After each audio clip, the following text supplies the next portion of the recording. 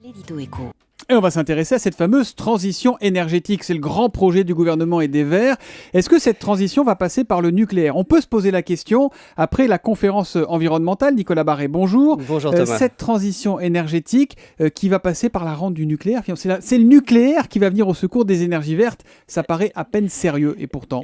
Pourtant c'est très sérieux et c'est même très intelligent. Le constat est parfaitement simple.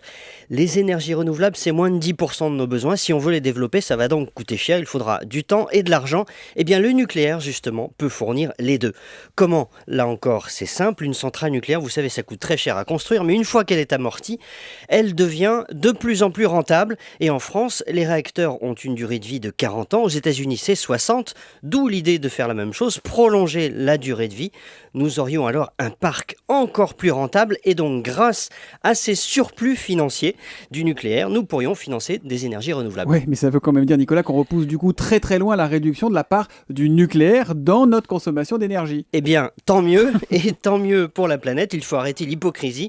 Regardez ce qui se passe en ce moment au Japon, qui a arrêté tous ses réacteurs, ou en Allemagne, qui va le faire. C'est une catastrophe écologique. En Allemagne, en ce moment, savez-vous, on ouvre des centrales à charbon pour compenser la baisse du nucléaire. Extrêmement polluant. Exactement. Résultat, les émissions de CO2 s'envolent.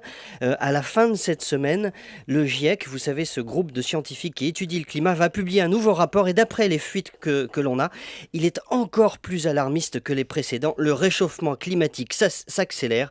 Tout ça parce qu'on émet plus de CO2. En fait, ce que ça veut dire, Nicolas, c'est qu'il faut garder le parc nucléaire tel qu'il est tant qu'on n'a pas d'autres sources d'énergie qui prennent le relais. C'est ça Oui, c'est la seule option raisonnable. D'ailleurs, EDF est en train de mettre en place un grand plan de prolongation de la durée de vie des centrales.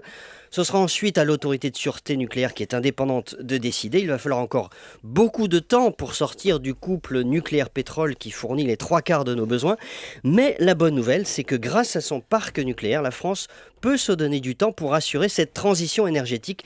Et c'est exactement cela le progrès. Une technologie mûre, le nucléaire, finance le développement de technologies émergentes, solaires et éoliennes, piles à combustible, etc. Voilà pourquoi ça n'a aucun sens d'opposer les unes aux autres. C'est même criminel pour le climat. Quand le nucléaire vole au secours des écolos, c'est avec Nicolas Barré, directeur de la rédaction des Échos, l'édito Écho d'Europe 1, tous les matins à 8h10.